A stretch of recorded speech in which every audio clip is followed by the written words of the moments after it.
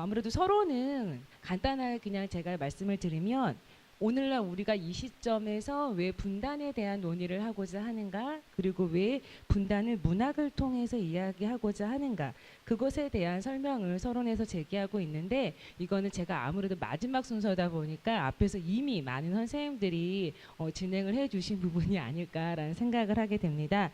그래서 저는 이제 왜 그렇다면 이청준인가에 대한 부분을 이제 서론에서 한번 언급을 하고 바로 본론으로 넘어가 보려고 하는데요. 100쪽에 나와 있는 두 번째 줄부터 제가 한번 보도록 하겠습니다. 한편의 소설 속에는 그 시대의 사회상이 고스란히 반영되어 있는 까닭에 전후 본격적으로 전개된 한국 현대소설에 대한 고찰은 반세기 동안 한반도를 관통해온 수많은 외적 갈등, 그리고 그 속에서 살아간 사람들의 내적 갈등에 관한 종합적인 탐색을 가능하게 할 것입니다. 그리고 이 지점에서 1960년대에서 2000년대에 이르기까지 반세기 가까이 오직 소설 창작에만 몰두해온 작가 이청준에게 주목할 필요성이 제기됩니다. 이청준은 1939년 전라남도 장흥 출생으로 일제강점기에 출생하여 해방을 맞이하였고 6.25 전쟁과 분단이 가져온 사회적 혼란 속에서 유년기를 보냈습니다. 20대 초반에는 4.19 혁명과 5.16 쿠데타를 목도하였고 이후에도 군사 독재와 5.18 강주 미운주화 항쟁은 물론 냉전 체제의 불안과 종시, 도시화 산업화가 야기한 자본주의의 폐해를 몸소 체험한 세대라고 볼 수 있습니다. 실제로 이청준의 소설에는 그가 경험한 한반도의 굴곡진 역사가 거의 하나도 빠짐없이 다루어지고 있습니다. 그것은 2018년도 현대까지 약 300편에 달하는 학예 논문과 600편에 달하는 학술 논문을 통해서도 그 연구가 진행 중이라는 것을 통해 방대한 연구량 못지않게 이청준 소설에 대한 그 다양한 연구 방법과 그런 것들이 광범위하게 이루어지고 있음을 통해서 이청준 소설에 대한 연구가 한반도의 분단 문제를 드러내는 중요한 통로가 될 수 있음을 이야기해 보고 싶었습니다. 그런데 유독 이청준 소설 안에서 분단 문제를 전면적으로 다룬 논의는 크게 드러나지 않고 있다는 것이 서론의 문제 제기라고 볼 수 있습니다. 그래서 101쪽으로 가서 그냥 인용문 바로 위쪽이 바로 제가 이청준을 통해 얘기하고 싶었던 분단 문제의 핵심이 언급되고 있는 부분인데요. 분단 극복의 문제가 주로 6.25 전쟁에 국한되어서 분석되고 있고 분석 작품 역시 몇몇 작품에 한정되어서 반복적으로 다루어지고 있다는 점에서 이제 이청준의 소설에서의 분단 문제를 주목하고자 하는데 사실상 이것은 이청준 스스로가 분단 문제를 전면에 내세우지 않은 까닭이기도 합니다. 이는 이청준이 스스로를 영원한 지각색으로 명명하며 밑에 인용문에 본 것처럼 나는 그 쓰라린 민족의 순환을 피부로 실감할 수 없었다. 느끼고 알 수 있는 것은 그 순환의 흔적과 의미로서 뿐이다. 8.15 해방도 그렇고 6.25 사변도 마찬가지다. 6.25 때는 총을 메고 싸울 나이가 못 되었으니 알짜배기 나의 경험으로는 삼아 버릴 수가 없다. 라는 이 인용문을 통해 이청준이 정쟁 경험을 소설로 풀어내는데 큰 부담을 갖고 있었음을 짐작할 수 있습니다. 그 결과 분단에 관한 문제가 실제 작품 속에서 크게 다루어지지 않았다는 유추가 가능해지는데 그렇지만 이청준 소설을 사실 전반적으로 두루 살펴보면 그의 작품 속에서 분단의 비극이 서사의 축을 이루는 작품들은 비교적 쉽게 발견되고 있는 상황입니다. 이는 보다 다양한 작품 속에서 분단의 의미를 도출할 필요성을 제기합니다. 더불어 분단은 전쟁의 결과가 아닌 그 원인이라는 점에서 6.25 전쟁에 국한하지 않고 보다 넓은 차원에서 접근할 필요성도 제기됩니다. 이에 본 논문은 이청준 소설에 나타난 분단 문제를 6.25 전쟁의 결과로 한정짓지 않으면 물론 기존에 다루어지지 않은 이청준의 작품들 속에서 그 의미를 도출하는 데 목적을 두고 있습니다. 이청준 소설에 대해서는 크게 제가 두 가지로 전직불의 공포와 고립의 서사 그리고 하나는 이제 굿에 대한 그 모티프하고 그 연대의 서사 이 두 가지 축을 잡았습니다. 우선 전직불의 공포와 고립의 서사 부분에서 살펴보면 리버선이 이청준의 글쓰기를 두고 불빛 뒤에 정체를 감춘 교활하게 이를 데 없는 고문 앞 그 고문 앞에 알몸으로 노출되어 자백을 강요당하는 한가 피고의 입장이라고 언급한 바 있습니다. 이때의 불빛은 등단작인 퇴원을 시작으로 여타의 작품 속에서 지속적으로 등장하는 전짓불, 소설 속의 전짓불과 동일한 의미를 지닙니다. 이 전짓불은 폭력적 세계와 억압의 문제를 가시화하는 이천중만의 고유한 모티프로 공포와 잔인성을 띤 억압 기제라는 특징을 갖습니다. 광 속에서 평온하게 잠든 나를 깨우고 강의실에 몸을 숨긴 나를 위협하고 잠결에 빛을 맞아 옴짝달싹 못하는 눈먼 새들을 사냥하며 사내를 질식 상태로 짓누르는 폭력적 존재인 것입니다. 이처럼 등단작인 퇴원으로부터 이청준 소설 전반을 지탱하는 전짓불 모티프는 정체를 알 수 없던 사람들에게 일방적 편가르기를 강요받던 전쟁이 낳은 트라우마로 분단이 야기한 상처의 깊이를 가늠하게 해줍니다. 그렇다면 전짓불이 나에게 공포를 부여하는 이유는 무엇일까? 그 답은 그 불빛 뒤에 선 사람의 얼굴이 보이지 않는다는 점이 있습니다. 그리고 보다 근원적인 이유는 자신의 정체를 숨긴 보이지 않는 얼굴이 던지는 질문에 있을 것입니다. 인용문을 넘어가고 옆에 103장으로 가서 전짓불은 늦은 밤 느닷없이 들이닥쳐 나에게 이데올로기의 정체성을 묻습니다. 상대방의 정체를 알 수 없기에 어떤 답도 내뱉을 수 없다는 점에서 전짓불은 나에게 진술 공포증을 야기합니다. 전짓불이 원하는 답을 제시하지 못할 경우엔 오직 죽음만이 기다리기 때문입니다. 전짓불을 통한 은유적 폭력은 이청준의 후기자 그것을 다시 잊어야 했다라고 하는 작품을 통해서 구체적인 민낯이 드러납니다. 이 두 예문은 모두 하나같이 전짓불의 질문에 잘못된 답을 했기 때문에 죽음에 이른 인물들이 등장합니다. 뒤늦게 공화국 만세를 부르고 대한민국의 충성을 맹세하지만 받아들여지지 않습니다. 단 한 번의 선택으로 삶과 죽음이 구분되는 것입니다. 위의 예문에 나타난 죽음의 결과가 바로 전짓불이 주는 공포의 실체라고 볼 수 있습니다. 그러나 이 작품 속에 등장하는 초점화자인 어린 재승은 자신의 양심을 배신한 진술을 이어가는 어른들을 도무지 이해할 수 없다고 이야기합니다. 전짓불의 폭력은 바로 여기에 있습니다. 양심에 따른 선택과 정직한 자기 진술을 불가능하게 함으로써 결코 무엇도 극복할 수 없게 만들기 때문입니다.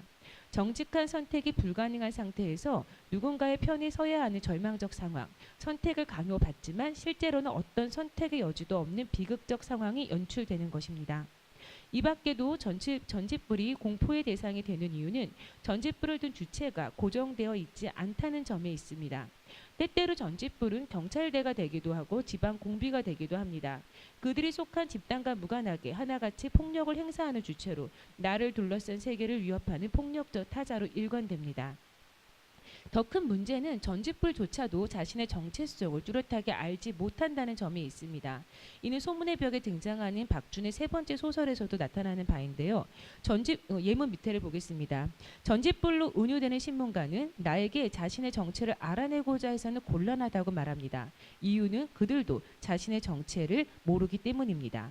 이 시기 이청준이 분단에 관해 어떤 인식을 갖고 있었는가를 도출할 수 있는 근거가 바로 이 부분에서 발견됩니다. 전짓불을 들고 질문을 던지고 있는 주체는 고정되어 있지 않고 유동한다는 것이 가해자와 피해자의 역할이 고정되어 있지 않고 전복됨을 의미하는 까닭입니다. 심지어 당사자들조차도 자신이 가해자인지 피해자인지를 알 수 없는 상황에 던져지고 있는 것입니다. 이에 관한 의미는 숨은 손가락이란 작품을 통해 명확히 드러납니다. 8번째 밑에 줄을 보시면 이 작품의 비극성은 자신이 밀고자가 아니라는 그 어떤 증거도 찾을 수 없는 주인공 동준이 스스로 목숨을 끊는 결말에서 배가 됩니다. 그런데 이 동준의 죽음이 자신의 억울함을 호소하기 위한 죽음이 아니라 어쩌면 그 스스로도 자신의 피해자가 아니라 가해자일 수도 있다는 인식에 기대고 있다는 그 의구심을 남기기 때문입니다. 이러한 문제의식은 가해자의 얼굴이라는 작품에서도 발견되는데요. 가해자 얼굴에 관한 인용문을 한 줄만 보면 이쪽이냐 저쪽이나 죽음 길뿐이었거든. 편을 말하려면 무슨 선택이 가능해야 할 텐데 그 사람들 일에는 그런 게 있을 수가 없었으니까. 이 라는 예문에서 확인할 수 있듯이 분단이 야기한 전쟁의 비극은 선택 자체가 주어지지 않는다는 점이 있습니다. 일방적인 죽음의 함정 속에서 저주스러운 전짓불을 맞고 서 있어야만 하는 것입니다. 이러한 비극은 가해자의 얼굴의 주인공인 김사일이 수십 년간 품어온 부채의식과도 연결됩니다. 자영의 소식을 전하러 온 청년의 진짜 의도를 모른 척했던 그의 죄책감은 김사일에게 순환자로서의 탄식만이 아니라 가해자로서의 죄책감을 부여합니다. 이에 김사일은 내가 겪어온 경험으로 말하더라도 처음엔 누가 가해자고 누가 피해자인지 구분이 안 갈 정도로 한동안은 서로가 가해자이면서 피해자였고 피해자이면서 동시에 가해자였던 꼴이었다라고 고백합니다. 어느 편에도 속할 수 없는 선택 불능의 상황이 바로 분단의 가장 큰 비극일 것입니다. 따라서 전직부를 통해 질문을 받은 존재들은 가해자가 누구이든 언제나 피해자로 남게 됩니다. 이는 6.25 전쟁 당시 정세가 바뀔 때마다 양쪽에서 살육을 당해야 했던 일반 민중의 삶을 연상시킵니다. 그러나 이청준의 분단 문제를 두고 단순히 순환자의 위치에 머물러선 곤란하다고 주장합니다. 가해자의 얼굴에 등장하는 딸이 남북 모두 모순 상황의 피해자로 순환의식의 공유를 함으로써 통일을 앞당길 수 있다고 믿는다면 아버지인 김사일은 가해자의 자세만이 새로운 순환자를 낳는 악순환을 막을 수 있다고 믿고 있기 때문입니다. 이는 상처를 입은 피해자이지만 온전히 피해를 호소할 수 없는 가해자로서의 부채의식을 지녔던 숨은 손가락의 동준을 떠올리게 합니다. 더불어 김사일과 그의 딸 사이에 드러나는 세대 간의 인식 차이 역시 분단 문제가 쉽게 극복될 수 없는 문제임을 가시화합니다. 이는 소문의 벽에 박준이 쓴 소설에 묘사된 전직불이 소설을 벗어나 박준이 입원한 정신병원 의사인 김 박사를 통해 현실 속에서 재현됨을 통해서도 확인되는 바입니다. 결국 박준이 병원을 뛰쳐나가 어딘가로 사라져버린다는 점에서 전직불은 단순히 과거의 트라우마가 아닌 현재에도 막강한 영향력을 행사하는 폭력임이 입증되는 셈입니다. 그런 의미에서 이청준의 초기 소설은 전쟁의 무자비한 폭력을 직접적으로 체험한 까닭에 극복 자체를 떠올릴 수 없는 무방비 상태로 던져진 인물들에게 가해지는 고통의 무게를 전직불을 통해 은유하고 있다고 볼 수 있습니다. 따라서 전직불의 공포가 갖는 위력만큼 상처는 극복되기 어렵습니다. 이는 소울차는 모색과 작품용에도 불구하고 분단과 6.25 혹은 통일의 문제에 그럴듯 한 번도 정면 맞섬을 시도해보지 못한 이유가 그에 대한 이해와 체험이 너무 일방적이었다는 작가의 진술을 통해서도 뒷받침됩니다. 그러나 리처드 커니는 진정한 서사는 언제나 타자로 향하는 길 위에 있다고 언급합니다. 이에 타자로 향하지 못한 채 일방적인 나의 공포와 상처에 고립되어서는 진정한 의미의 서사로 나아갈 수가 없습니다. 그리고 서사화 될 수 없는 상처는 위무의 가능성마저 무산시킵니다. 바로 이 지점에서 이청준이 자신의 작품에서 전쟁과 분단의 문제를 전제불이라는 매개를 통해서나마 지속적으로 조명해온 이유가 발견됩니다. 그리고 전제불이 나온 공포는 이청준의 소설에서 소설가이지만 소설을 쓰지 못하는 인물들, 실패한 자서전, 거짓말, 딸꾹질 등으로 다양한 양상으로 변주되어 나감을 발견할 수 있습니다. 따라서 이청준 소설을 총체적으로 이해하기 위해서는 전직불의 기억을 단순히 전쟁의 유년 기억으로 한정하는 것이 아니라 과거 속에 고착된 하나의 사건이 아닌 현실에서 지속되는 분단 상황의 비극처럼 인물들이 현재 속에서 지속적으로 영향력을 행사하는 사건으로서 접근해야 할 것입니다. 3장에는 구슬 통한 연대와 공감의 서사를 보겠습니다. 초기 소설에서는 주로 전직불로 운용되었던 분단의 비극이 80년대 후반에서 90년대에 들어서면서부터 점차 다른 양상을 보여줍니다. 전직불 바깥의 영역으로 그 실체를 조금씩 드러내기 시작한 까닭입니다. 이때 주목되는 것이 바로 작품 속에서 발견되는 공감이라는 키워드입니다. 이는 2007년도에 발표된 그곳을 다시 잊어야 했다 속에 드러난 사례를 통해 접근되는 지점입니다. 작품 속에는 인민재팬을 통해 가족이 몰살당하고 내입바람으로 인근 산속의 도주에 홀로 살아남은 고등학생 외종형이 등장합니다. 그런 그가 전세가 뒤바뀌어 다시 마을로 돌아와 고모의 집을 찾는데 그곳에서 총살을 당한 인민위원장의 아내를 찾아가는 장면이 그려집니다.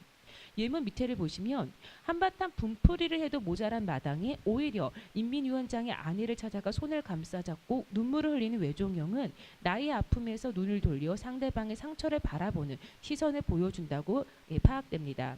이는 숨은 손가락에 그려진 분단의 비극이 가해자와 피해자 사이의 대립, 그 복수에 대한 욕망에서 비롯되었다는 점과 비교할 때 더욱 분명히 드러납니다. 따라서 전직불빛 아래 옴짝달싹 못하던 인물들이 상대가 지닌 상처에 주목하고 그 아픔에 공감하는 모습은 이청준 소설 속에서 발견되는 중요한 변화 지점이라고 할 것입니다. 이러한 공감을 통한 연대와 회복의 실마리는 흰철쭉이라는 소설에서 발견되는데 이 소설에서는 새로운 집으로 이사 온 두 부부와 그 집에 심겨진 나무를 바라보는 나물장수 할머니 서사를 담고 있는데요. 예, 마지막 문단을 보시면 그 할머니는 친정 어머니가 심어주신 그 나무의 꽃을 보기 위해 해마다 그 집을 찾아옵니다. 철쭉나무는 분단이 되어 소식이 끊어진 어머니와 친정 식구들, 닿을 수 없는 고향을 대신하고 있는 셈입니다. 단순히 꽃의 아름다움을 보기 위함이 아니라 그 속에 닿을 수 없는 가족의 모습을 발견하고 있는 것입니다. 이때 무엇보다 중요한 것은 할머니의 내력을 알게 된 부부가 그녀를 위해 정성을 다해 나무를 돌보는 행위에서 발견됩니다. 타인의 간절한 바람을 외면하지 않고 그 아픔에 공감함으로써 상대의 상처가 회복되기를 기대하고 있기 때문입니다. 따라서 철쭉나무는 타인과의 경계를 허물고 상대방의 아픔을 나의 아픔으로 받아들이는 공감의 매개체로 자리합니다. 이는 자신의 글쓰기를 함께 아파하기라고 언급했던 이청준의 창작 원리가 반영된 지점이기도 합니다. 그 결과 화자 부부는 소설 속에서 이상가족 찾기 프로그램에 주목하고 그 속에서 나물장수 할머니와 그 친정 식구들의 사연을 애타게 기다립니다. 철쭉나무를 매개로 맺어진 화자와 나물장수 할머니와의 관계는 단순히 개인의 차원을 넘어 분단으로 인해 고통을 겪는 공동체 구성원 모두의 관계로 확대되고 있음을 보여주는 것입니다.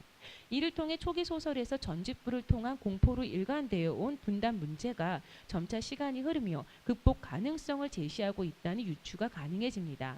하지만 이청준은 결코 분단의 상처가 쉽게 극복될 수 있다고 이야기하지는 않습니다. 이는 그 예문에 나타난 것처럼 할머니의 넋이 새가 되어 그 나무에 돌아왔다라는 그 이미지를 통해 드러납니다.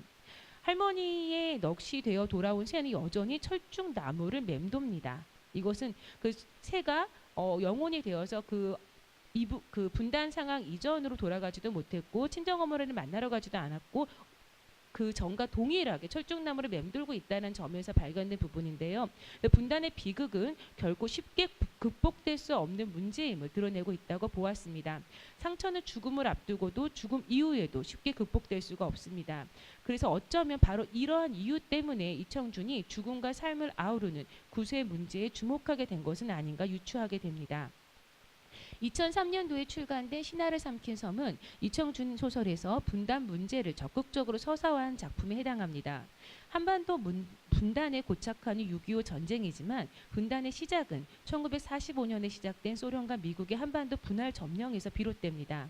1940년 초 신탁 통치를 둘러싸고 발생한 한반도 내의 분열, 이것이 바로 분단의 시발점이라고 볼 수 있습니다. 그런 의미에서 신화를 삼킨 섬에 그려진 제주 4.3 사건은 분단이 빚은 우리 민족의 최초의 비극이라는 점에서 중요한 의미를 갖습니다. 네, 다음 장으로 넘어가서 두 번째 문단 108쪽 두 번째 문단부터 보겠습니다. 그래서 이청준의 신화를 삼킨 섬 속에서는 여전히 제주 4.3 사건의 희생자들을 둘러싼 갈등이 극복되지 않고 있음을 보여줍니다. 물론 표면적으로는 역사의 뒤안길에서 잊혀져 있던 원기들을 작품의 중심부로 불러 모으고 이들의 한을 구실하는 상징적 행위를 통해 공동체 안에서 회복시키려는 시도를 담아내고 있습니다. 그러나 이때 작품 전반을 이끌어가는 구실하는 상징적 행위가 군부 정권에 의해 이루어지는 역사 씻기기 사업의 일환이라는 점이 문제적입니다. 일반적으로 씻긴 굿은 죽은 이의 부정을 깨끗이 씻어 극락으로 보내는 행위로 이해됩니다. 그리고 굿의 진정한 가치는 단순히 죽은 자의 혼을 달래는 것에 한정되는 것이 아니라 죽은 자와 산자 모두가 하나 되는 축제의 장으로서 건강한 생을 소망하는 민중의식의 발현과 연결된다고 봅니다. 따라서 소설 속에서의 굿은 죽은 혼을 달래는 것에 그치지 않고 산 자들의 남은 생을 위로하는 회복의 가능성을 제시해야 합니다. 예문 아래를 보시면 그런데 작가는 굿을 통해 살아있는 자와 죽은 자 모두를 위로하고자 하지만 살아있는 자들이 전직불의 공포 안에 머무는 대신 그 바깥으로 나아가 자신의 삶을 살아가야 함을 강조하고 있지만 이를 가능하게 하는 것이 굿을 통한 죽은 자와 산자와의 연대, 나아가 살아남은 자들의 연대라고 볼 수 있는데, 근데 문제는 앞서 언급한 바와 같이 작품 속에 그려진 굿이 군부 정권에 의해 이루어진 사업이라는 데 있기 때문입니다. 이는 큰 당집의 주도로 이루어진 역사 씻기기 사업을 고종민의 입을 통해 웃기는 연극으로 묘사됨을 통해 뒷받침됩니다. 따라서 한라산에서 발견된 유족 없는 유고를 두고 청주회와 한월회 간에 쟁탈전이 벌어지고 구순 산자와 죽은 자를 위로하는 대신 권력자들의 세력 다툼으로 변질됩니다. 더욱이 정해진 기한 내에 구슬 치르도록 강요받고 내몰리듯 섬을 떠나가는 유정남 일행의 모습은 진정한 의미의 회복이 이루어지지 않았음을 가시화하고 무태선에 지금 당신들이 씻겨내야 할 혼백들이 수없이 생겨나고 있다는 그 이과장의 진술이 이를 뒷받침해 줍니다. 지팡이 산의 남행길과 맞물려 이루어지는 계엄령은 작품 내에서 1980년 5월 강주의 비극을 떠올리게 합니다. 분단을 야기한, 분단이 낳은 이데올로기의 비극은 결국 1980년 강주에서 반복되고 마는 것입니다. 이로써 제주 4.3 사건의 비극은 소설 속 인물들이 발을 딛고 있는 현재 속에서 지속되고 있음을 알 수 있습니다. 분단 상황은 극복되지 않으며 오히려 권력자들의 통칭 수단으로 이용되고 또 다른 비극을 생산하고 있는 것입니다. 그런 의미에서 큰 당집의 주관 아래 이루어진 구순 진정한 의미의 회복을 불가능하게 합니다. 산자와 사자를 아우르는 수평적 관계가 아닌 수직적 종속 관계를 구성함으로써 본래의 의미를 상실했기 때문입니다. 이는 소설 속에 묘사된 김통정의 일화와 아기장수의 설화를 통해서도 접근되는 지점입니다. 예. 너무 긴 것 같아서 조금 건너뛰어서 그 결과 소설의 결말에서 제주도는 여전히 남과 북으로 분단된 한반도의 이념적 대립이 축약된 공간으로 남게 됩니다. 오랜 시간 육지에서 침입한 세력들에 의해 원치 않는 고통을 겪고 어떤 순간이든 피해자로서 위치할 수밖에 없던 제주도는 전직불의 질문에 어떤 대답도 할 수 없고 죽음을 면하기 어려웠던 극한의 공포에 시달리던 사람들이 한반도와 동괴를 이루기 때문입니다. 즉 큰 당집에 의해 진행되는 구순 자신들의 권력을 유지하기 위한 수단으로 지배 집단의 폭력성을 드러낼 뿐입니다. 그런 면에서 이청준이 기대하는 진정한 회복의 의미를 갖는 구순, 유정남 일행이 제주도를 빠져나가며 향하는 소록도에서 이루어질 것이라는 기대를 낳습니다.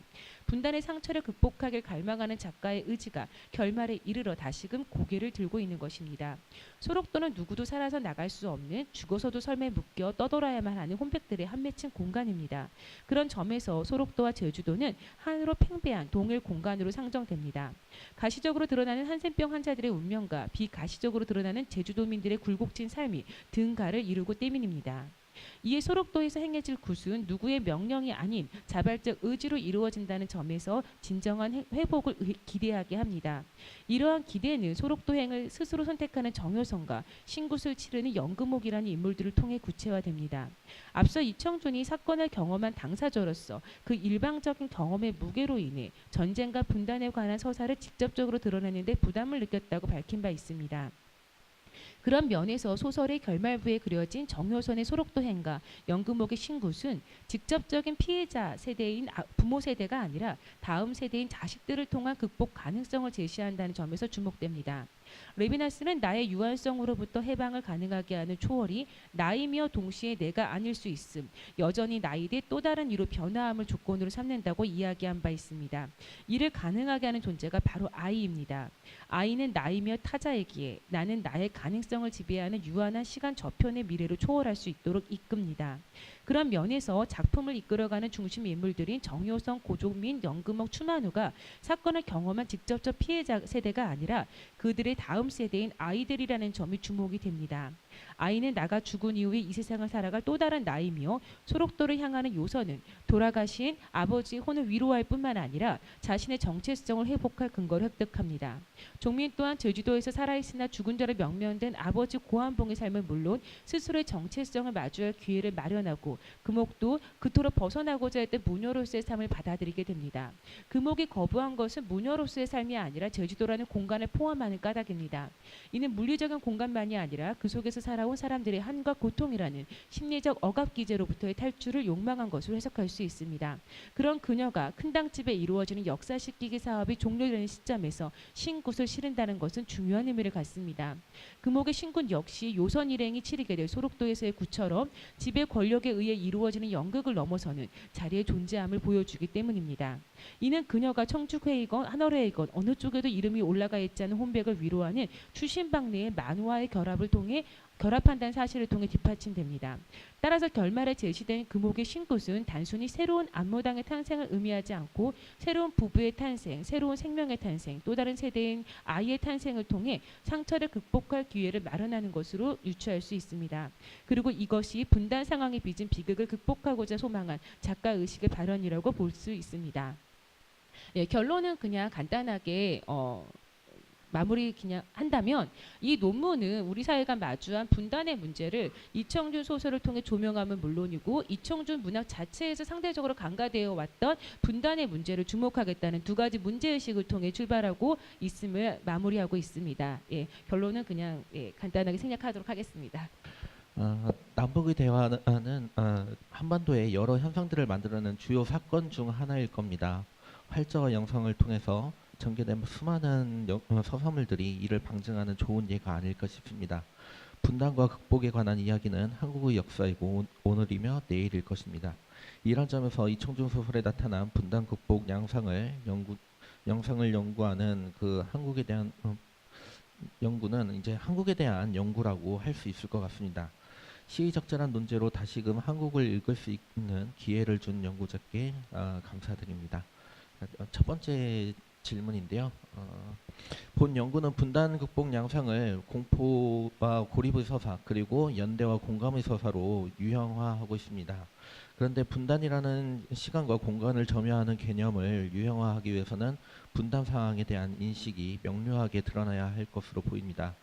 이에 연구자는 1장 말미에 분단은 전쟁의 결과가 아닌 그 원인이라는 점에서 6.25 전쟁에 국한하지 않고 보다 넓은 차원에서 접근할 필요성이 역시 제기된다라고 말하고 있습니다. 또한 이청준 소설 전반을 두루 살펴보면 그의 작품 속에는 분단의 비극이 서사를 주된 축으로 등장하는 작품들을 비교적 쉽게 찾을 수 있다고 제시하고 있습니다. 그런데 이 두 문장들의 조합으로는 연구자가 말하고 있는 분단 상황에 대한 인식을 명료하게 읽어내기가 조금 어려운 것 같습니다. 이청준 소설의 무대가 된 시간까지를 분단 상황으로 이렇게 삼을 것인지 아니면은 소설의 무대를 넘어선 시간까지도 분단 상황으로 포함할 것인지에 대한 의문이 명료하게 기술된 것 같지는 않아서의 문제인데 물론 이청준 소설에 나타난 분단 극복이라는 제목을 통해서도 연구 대상에 대한 기준은 분명하고 그리고 1장 첫 문단 분단의 비극은 여전히 우리 사회에서 회복되지 않은 상처라는 말과 4장 첫 문단에서 이와 같은 변화 속에서도 분단이라는 상황이 변함없이 지속되고 있다라는 말들로 유추를 해보자면 오늘 또 분단 상황에 포함을 하고 있는 것 같다는 생각은 충분히 유추할 수 있습니다. 이런 상황에서 연구자는 분단 상황을 어떻게 개념을 하고 있는지 그 개인적인 좀 의견을 듣고 싶습니다. 가령 60년대에서 90년대까지 분단을 세 시기로 구분했던 조고 선생님의 논의에 대한 어떤 의견이라든지 아니면 시기 구분에 대한 필요성이 좀 있을 것인지 아니면은 시대 상황이라고 하는 그에 대한 개념화가 본 연구에 미칠 수 있는 영향 그러니까 전지불과 그 굿이라고 하는 것이 시기 구분이 좀 가능한 내용들인지 이런 것들에 대한 의견을 조금 듣고 싶고요. 두 번째 내용입니다. 이청준은 자신만의 봉우리를 통해서 결여된 정보와 그에 대한 부담감을 표출한 바 있습니다. 결여된 정보는 완결되지 못한 서사를 남기고 완결되지 못한 서사는 유추를 통해 완결을 유도합니다.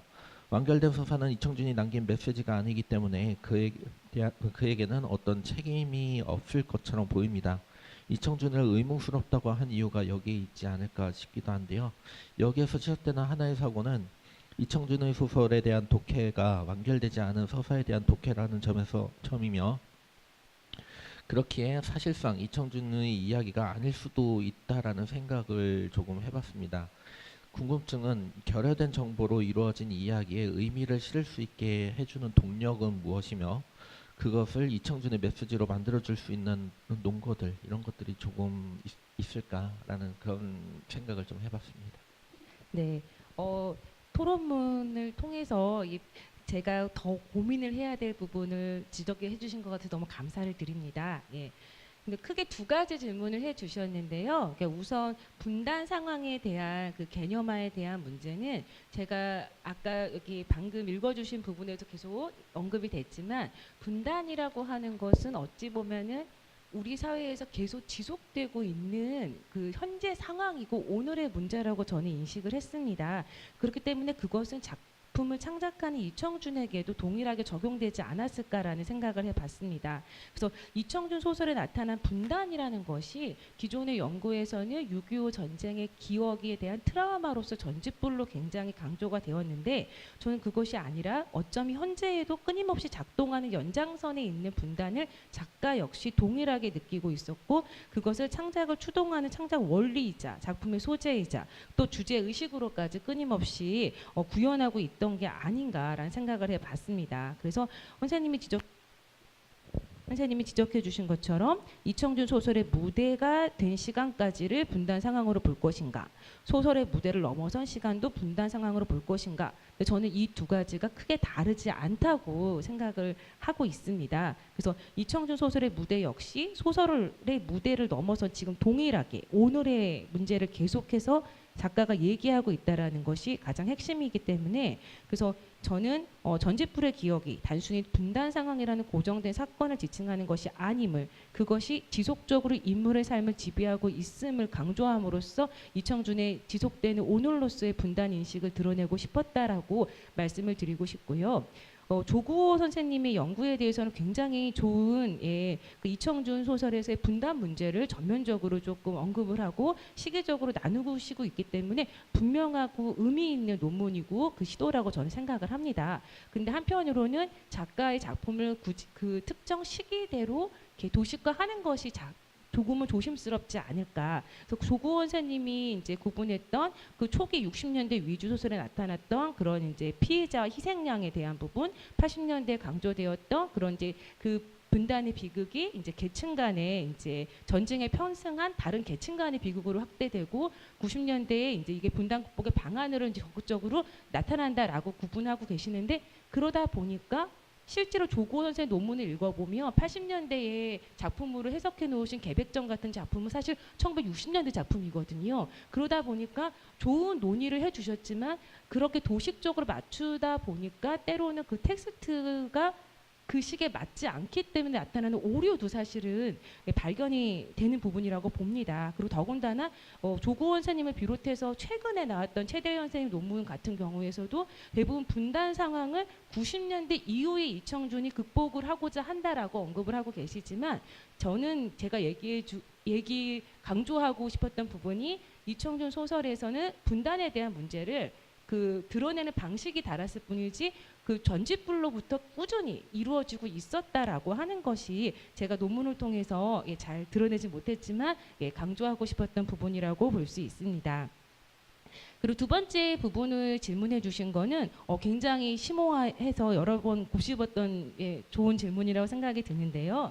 네, 저는 토론자 선생님께서 제기해 주셨던 완결된 서사가 사실 이게 무엇일까를 오히려 한번 이렇게 질문을 한번 미리 드려봐야지 했는데 제가 그래서 완결된 서사가 무엇인지를 제가 쉽게 이해를 하지 못해서 이게 이청준 소설의 완성된 텍스트 소설을 의미하시는 건지 한번 먼저 여쭤보고.